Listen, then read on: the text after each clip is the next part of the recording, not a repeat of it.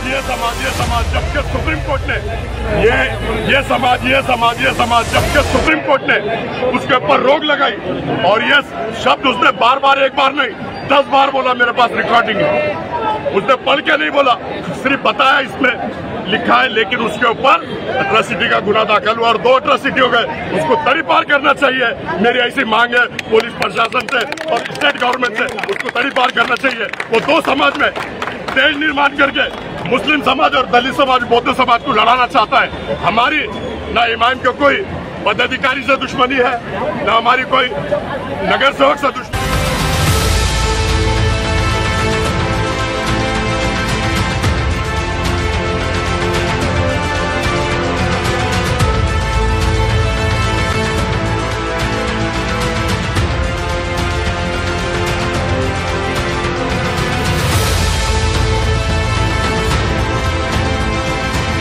आले मग जे लोकांना पैसे वाटण्यात आलं होतं 300-500 रुपये देऊन आपल्या समाजाला याच्या बाबतीत विचार करण्याची वेळ आलेली आहे की असा आपल्या समाजाच्या आई बहिणीला आपण पैसे देऊन खोटं रिझन दाखवून त्यांना आपण रस्त्यावर बोलवत आहे। या मोर्चाचा आमची भावनाला ठेस पोहोचलेली आहे, याचा काही संबंध नहीं आहे। जो बौद्ध समाज और दलित समाज को बदनाम करने की बात कर रहा है और जो बार बार ऐसा बोल रहा है 8 से 10 बार, वो शब्द के ऊपर उसके ऊपर गुना दाखिल हुआ और पुलिस प्रशासन ने और स्टेट गवर्नमेंट ने उसको तड़ीपार करना चाहिए। ऐसी मेरी इम्तियाज जलील ने अभी तक माफी नहीं मांगा है दलित समाज से, क्या कहेंगे इस पर? अरे वो किसी से माफी मांगता नहीं, वो कुत्ता है, वो किसी से माफी मांगता नहीं।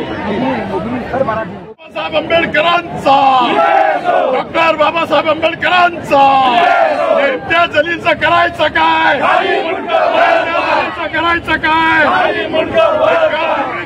इम्तियाज जलील छक्का छक्का छक्का छक्का छक्का इम्तियाज जलील छक्का दूरी तेरी यक्का इम्तियाज जलील छक्का दूरी तेरी यक्का इम्तियाज जलील छक्का इम्तियाज जलील छक्का। चलो चलो चलो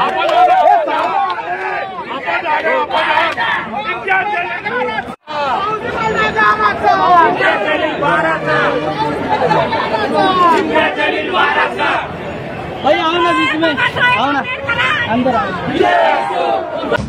हे का दाखवत नाही की इम्तियाज जलीलने हे जे शब्द वापर केलेला आहे हे महाराष्ट्र सरकारचा डॉक्युमेंट आहे, याच्यावर लिहिलेला आहे महाराष्ट्र सरकार वर्ग 2 ची जमीन एससी समाजाचे गोर गरीब लोकांसाठी राखीव जमीन दुसरा कुणाच्या नावावर ट्रान्सफर होऊ शकत नाही जोपर्यंत तहसीलदार आणि कलेक्टर साहेब मेहरबान होत नाही, तो ट्रान्सफर होत नाही। हे डॉक्युमेंटवर हे शब्द लिहिलेला आहे आणि याच डॉक्युमेंटवर संजय शिरसाट साहेबांच्या 2 मुलांचं नाव आहे, ज्यांच्या नावाने ती 10 एकर जमीन हे पालकमंत्री साहेबांनी आपल्या खिशात टाकली। मोर्चा काढायचा होता तर महाराष्ट्र सरकारच्या विरोधात काढायला पाहिजे होतं, पण त्यांना आपल्या मंत्र्यांना वाचवायचं होतं।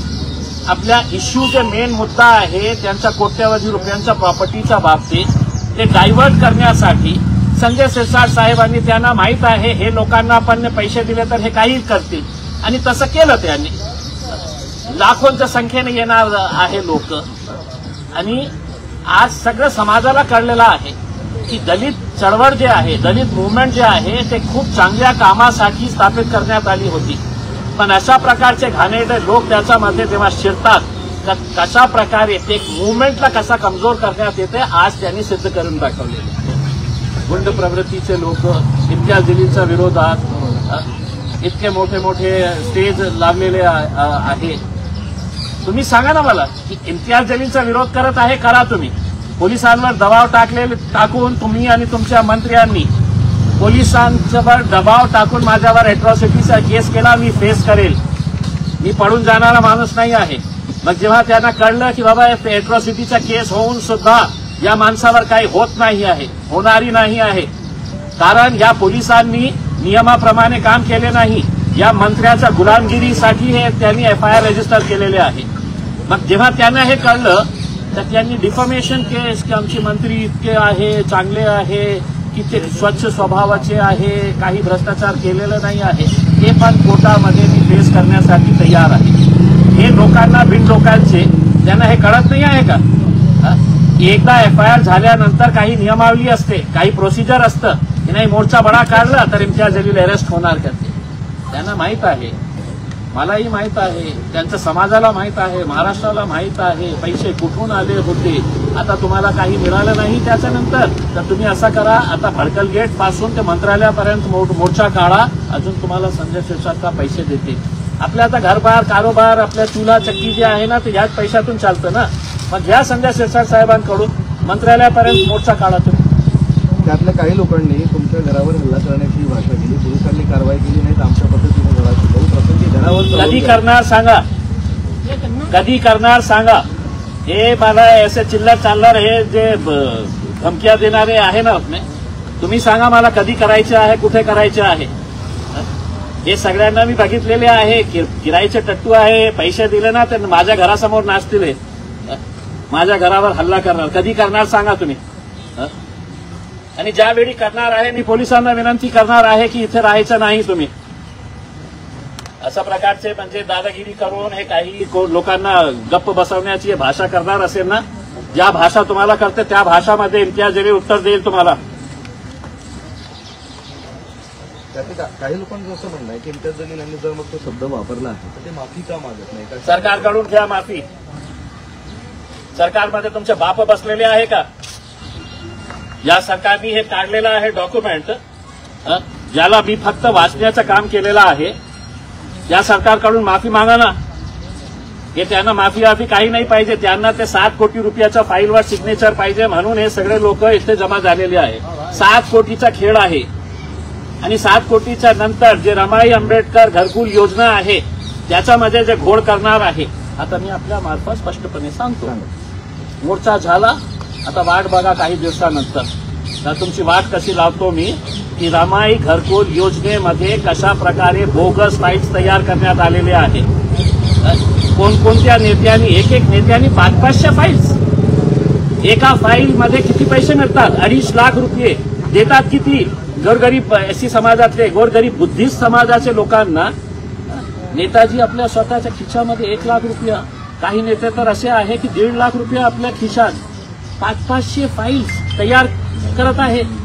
बोगस फाईल्स, बाहेर राहणारे, काही देणं घेणं नाही, संबंध नाही आहे, पण फाईल्स तयार केलेले आहे. मी महानगरपालिका आयुक्तांना सांगणार आहे की साहेब, जेव्हा मी एका कॅबिनेट मिनिस्टरच्या विरोध DG anti corruption bureau CBI पर्यंत पोहोचू शकतो, तर महानगरपालिकेच्या अधिकाऱ्यांविरोध सुद्धा मी सगळे पुराव्यासहित जाणार आहे की कशा प्रकारचे हे लोक बोगस फाईल्स तयार करून, बोगस डॉक्युमेंट्स तयार करून, आणि पुराव्यासहित, मी पुरावा नसला तर मी बोलत नाही, सगळे पुरावे मी सादर करणार आहे. हे जे जितके स्टेजवर मंडळी होती ना, इम्तियाज जलील करते, हे तेच लोक आहे की ज्यांना असं वाटतं की बाबा इतकं वर्ष आम्ही हे पैसे गोरगरीब समाजाचे लुटून खाल्ले आहे, आमच्या बुद्धिस्ट समाजाचे पैसे आम्ही खात आहे, आम्हाला कोणी विचारण्याची हिंमत नाही होती.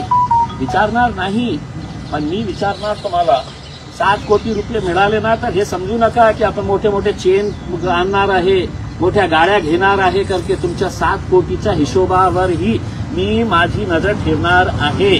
नाही तर मला माहित आहे कुठे तक्रार करायची आहे. 7 कोटी काय प्रकरण आहे, थोडं आणखी खोलून सांगा. समाज कल्याण विभागामार्फत एक स्कीम, कोणते मंत्री होते? हंडोरे साहेब, चंद्रकांत हंडोरे साहेबांनी एक खूप चांगली स्कीम सुरू केली होती. SC समाजामध्ये एंटरप्रिन्योरशिप, बिझनेस डेव्हलप करण्यासाठी एक स्कीम तयार करण्यात आली होती. 7 कोटी रुपयाची ते स्कीम असते. एक प्रपोजल तयार करा, एक प्रपोजल तयार केल्यानंतर त्याचं इन्स्पेक्शन होतो आणि त्याचे पैसे मग ते फेज वाईज आपल्याला मिळते. अनेक लोकांनी काय केलेले आहे, माझ्याकडे एक उदाहरण पण आलेलं आहे की 7 कोटी उचलले, तिथे 2 लाख रुपयाचं पण काम नाही केलं तिथे, आणि त्यांना वाटलं की आम्हाला कोण प्रश्न विचार करू शकतो, आम्ही तर समाजाचे मोठे नेते आहेत. मी त्यांना सांगितलं होतं जेव्हा माझ्याकडे आले होते की साहेब तुम्ही सेक्रेटरी साहेबांना बोला.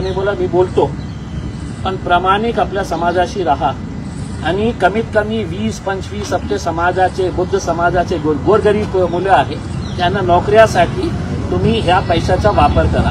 नाही केलं आणि आता हे सगळं ते 7 कोटी रुपये आपले परिवार कल्याण मंत्री त्याच्यावर साईन करतात. परिवार कल्याण मंत्री म्हणजे समजलं ना, म्हणजे विट्स पण घेतले, MIDC पण घेतलं, जमीन पण घेतली, SC समाजाची जमीन पण घेतली आजच्या नावावर. समाजाशी काही देणं घेणं नाही आहे. आपण अडचणीमध्ये आलं तर मी समाजाचा उपयोग करून कशा घ्यायचा आहे. स्टेजवरचे सगळे ती लोक आहेत का 7 कोटी रुपयांचे लाभार्थी? पूर्ण तेच आहे. ते काही 7 कोटीवाले आहे आणि काही रमाई घरकुल योजनेचे आहे. आता कमिशनर साहेबांना मी विचारतो, तुम्ही पण विचारा कमिशनर साहेबांना, कुणाला दिली तुम्ही हे फाईल्स तयार करण्यासाठी? हे कुणाला दिलेले आहे? तेच नेते आज जो स्टेजवर उभे राहून नाही का इम्तियाज जलील मुर्दाबाद बोलत होते ना, ते धमकावण्याचा प्रयत्न करत होते. इम्तियाज जलील कोणत्याही परिस्थितीमध्ये तुम्ही याच्यापेक्षा मोठा मोर्चा काढा, मी गप्प बसणार नाही. माझी मोहीम मी सुरू ठेवणार आहे. 7 कोटी किती पाहिजे? 7 कोटीचे किती पाहिजे आणि रमाईचे किती पाहिजे? आता 7 कोटीच्या बाबतीत मी आपल्याला सांगतो की जे सेक्रेटरी आहे समाज कल्याण विभागाचे त्यांनी इन्क्वायरी केलेली आहे आणि त्याच्यातून हे निष्पन्न झालेलं आहे की हे लोकांनी जे पैसा उचललेला आहे त्याचा उपयोग बरोबर केला नाही. FIR रजिस्टर करण्याचा पर्यंत त्यांनी अहवाल दिलेला आहे.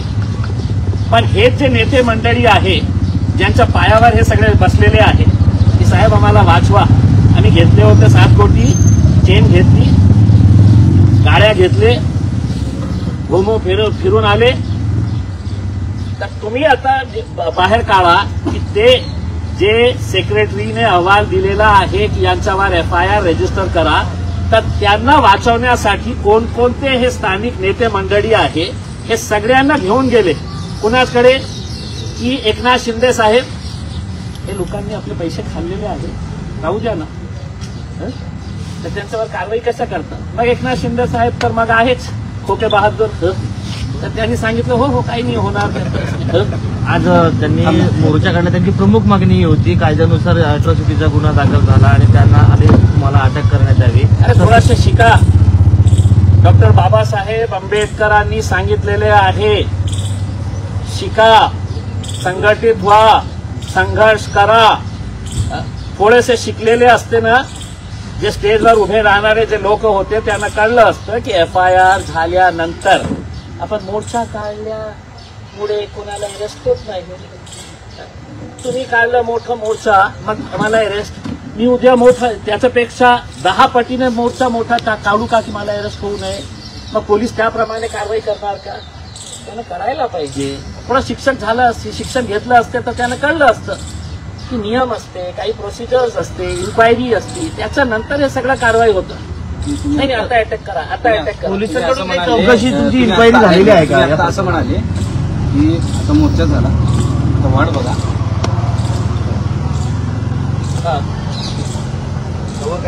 आणखी बाहेर काढणार. आणि हे जे संजय शिरसाट साहेब करत आहे ना की इम्तियाज जलीलवर डिफॉर्मेशन, हे कशासाठी केलं माहित आहे का आपल्याला? की विधानसभेचा अधिवेशन सुरू होत आहे 30 तारखेपासून.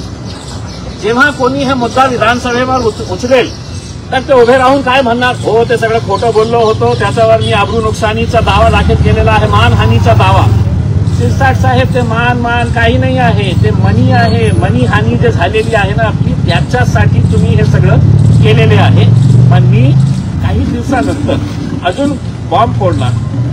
तुम्हाला असं वाटेल की बाबा बॉम्ब आतापर्यंत काय फोडत होते, ते छोटे छोटे लोंगी पटाखे होते, आता बॉम्ब फोडणार आहे. वाट बघा. तुम्हाला पोलिसांनी काही विचारपूस केली त्या 3 गुन्हा दाखल प्रकरणामध्ये किंवा तुम्हाला तुमच्याकडे कोणी आलं होतं का? कशाला मी पोलिसांना जबाब देऊ? तुम्ही माझ्यावर खोटे केसेस दर्ज करणार. याच्या अगोदर त्या भारतीय जनता पार्टीच्या आमदाराच्या बोलण्यावर इलेक्शनच्या दिवशी खोटा एक केस रजिस्टर केले. दुसरा मंत्र्यांच्या बोलण्यावर हे अॅट्रॉसिटीचे केस रजिस्टर केले. मग माझ्याकडे काही काम राहिलं नाही का?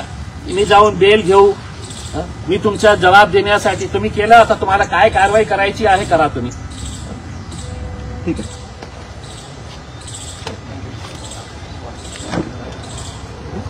ओके.